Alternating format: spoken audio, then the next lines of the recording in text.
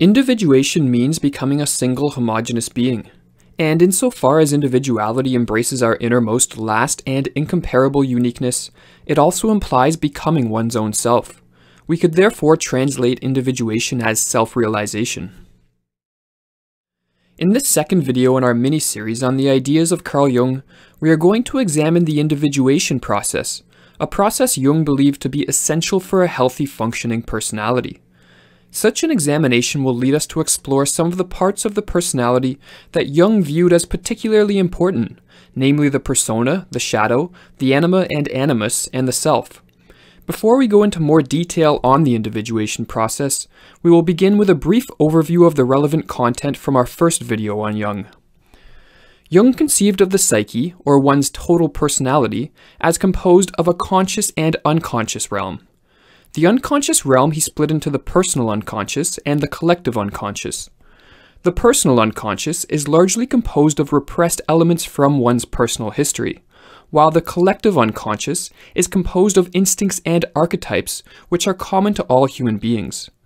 Archetypes can be viewed as evolved cognitive structures which influence emotions, thoughts, and behaviors. Archetypes provide structure to different parts of the psyche, and the psyche functions optimally when there exists a harmonious balance between these parts. Unfortunately, according to Jung, few people function in an optimal manner. Rather, most suffer from imbalances where some parts of their personality suffer from inflation or overexpression in consciousness, while other parts suffer from deflation or underdevelopment whereby they lack proper expression in consciousness. Imbalances, Jung believed, often lead to the development of neuroses and a lack of vitality in life. Working to bring about proper expression of the various archetypally structured elements of one's personality by confronting contents of the unconscious and thus obtaining self-knowledge is the purpose of the individuation process. It is important to note that this process occurs spontaneously if unimpeded, as the contents of the unconscious naturally strive for outward expression in the world, or as Jung put it, everything in the unconscious seeks outward manifestation. However, the problem is that while natural, most people get stuck at various stages of the individuation process, as they are unable to properly integrate into consciousness certain elements of the unconscious. How to promote such integration when it does not occur naturally was a question of deep concern for Jung. Through his patient analysis, research, and personal experience, he arrived at the idea that dreams provide the greatest opportunity to access the unconscious, as he put it. Dreams are impartial, spontaneous products of the unconscious psyche, outside the control of the will. They are pure nature, they show us the unvarnished natural truth, and are therefore fitted, as nothing else is, to give us back an attitude that accords with our basic human nature when our consciousness has strayed too far from its foundations and run into an impasse. Jung put enormous emphasis on the therapeutic effects of dream analysis. By recording and analyzing one's dreams, determining their meaning and relevancy, Jung thought one could integrate unconscious contents into consciousness. It must be noted, however, that dream analysis is not a simple matter, due to the often confusing nature of dreams, and the fact that quite frequently dreams express material which can be difficult to incorporate into consciousness. The interpretation of dreams therefore must be seen as a skill acquired through practice and improved with an understanding of some of the most important archetypes, archetypes which we will spend the remainder of the video looking at. Before looking at some of the archetypes which suffer from underdevelopment and therefore may manifest themselves in dreams, it is important to first look at the persona. The word persona was used in Roman times to signify a mask worn by an actor. In an analogous manner, in Jungian psychology, the persona represents the social mask that each of us wear in our interaction with others in society. Or to put it differently, it represents the personality that we try to portray to others. While the persona plays an important role in promoting social interaction and communal life, problems arise when people over-identify with their persona. As Jung writes, fundamentally, the persona is nothing real. It is a compromise between the individual and society as to what a man should appear to be. He takes a name, earns a title, represents an office. He is this or that. In a certain sense, all this is real, Yet in relation to the essential individuality of the person concerned, it is only a secondary reality, a product of compromise, in making which others often have a greater share than he. The persona is a semblance, a two-dimensional reality. Most people suffer from inflation of the persona, meaning that they over-identify with their social mask to the detriment of other important areas of the psyche. In the course of the individuation process, one must come to the realization that the persona is not the totality of their being, but rather only a small component of a much larger personality. Such a realization is achieved by diving into the unconscious and mining from it the rich and meaningful contents manifested by the archetypes. The first stage in the exploration of the unconscious, according to Jung, is an encounter with one's shadow archetype. Over the course of one's life, certain personality traits elicit negative feedback and even punishment from others. This negative feedback creates anxiety, resulting in these traits being pushed away from awareness into the unconscious, where they form the shadow, the dark side of one's personality. To become aware of and integrate the shadow into consciousness is often a difficult and sometimes heroic endeavor, but failure to do so can create chaos in one's life. In the darkness of the unconscious, the shadow is far from impotent, but instead influences emotions, thoughts, and behaviors in a manner which is beyond conscious control. Often the shadow finds expression through projections, whereby instead of seeing the disagreeable elements of the shadow as residing within oneself, one projects these traits onto others. Bringing elements of the shadow into the light of consciousness is crucial if one is to correct some of these less desirable aspects of themselves. As Jung explains, unfortunately, there can be no doubt that man is, on the whole, less good than he imagines himself or wants to be. Everyone carries a shadow, and the less it is embodied in the individual's conscious life, the blacker and denser it is.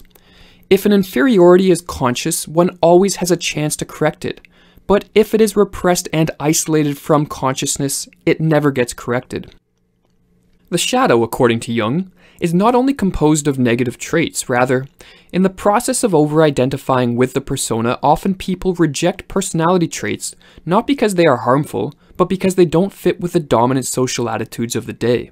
Therefore, when integrating the shadow into consciousness, one is also exposed to positive traits and creative energies that can bring about a renewed sense of vitality to life. The shadow, when it is realized, is the source of renewal. The new and productive impulse cannot come from established values of the ego. When there is an impasse and sterile time in our lives, we must look to the dark, hitherto unacceptable side which has been at our conscious disposal. In addition to the shadow, another archetype which normally suffers from underdevelopment is a contrasexual archetype termed the anima in males and the animus in females.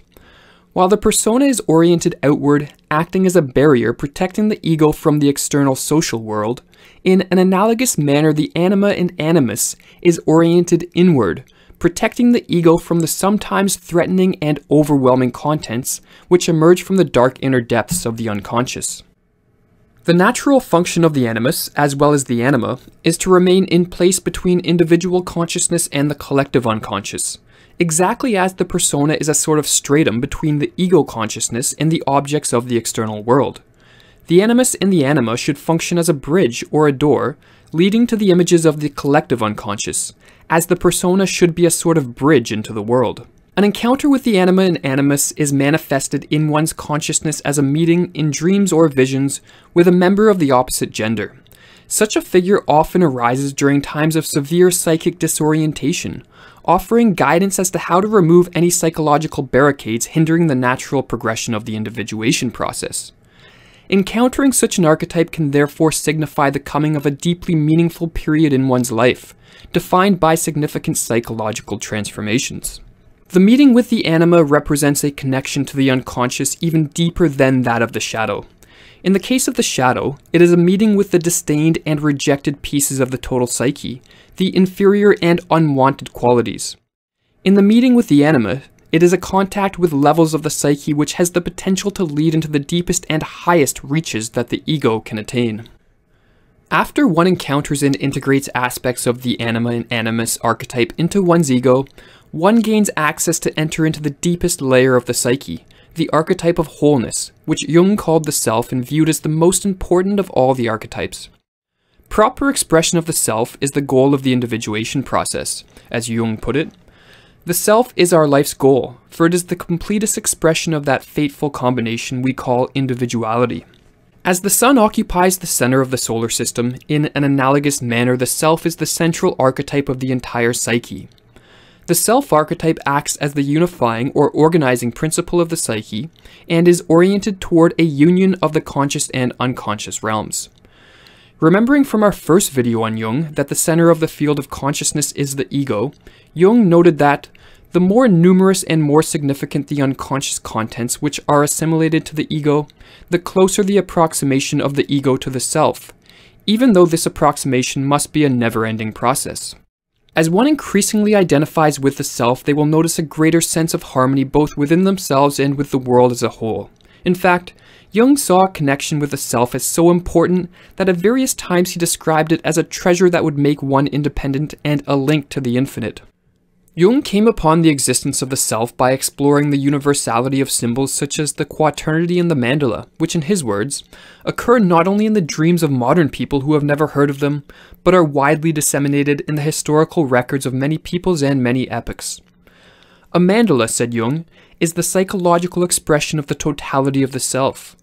Not only do mandalas have an extremely long history and repeatedly show up in the imagery of many religions including Hinduism, Buddhism, and Christianity, but Jung observed that with some of his patients, mandalas spontaneously arose during times of psychic disorientation or reorientation.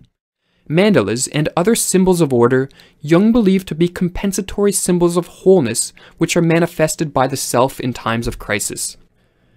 The individuation process, which culminates in an identification with the self, is, according to Jung, crucial for the development of a healthy functioning personality, as well as the expression of the unique potential that exists within each of us. But along with these personal benefits, Jung thought the process of individuation was essential for the well-being of society.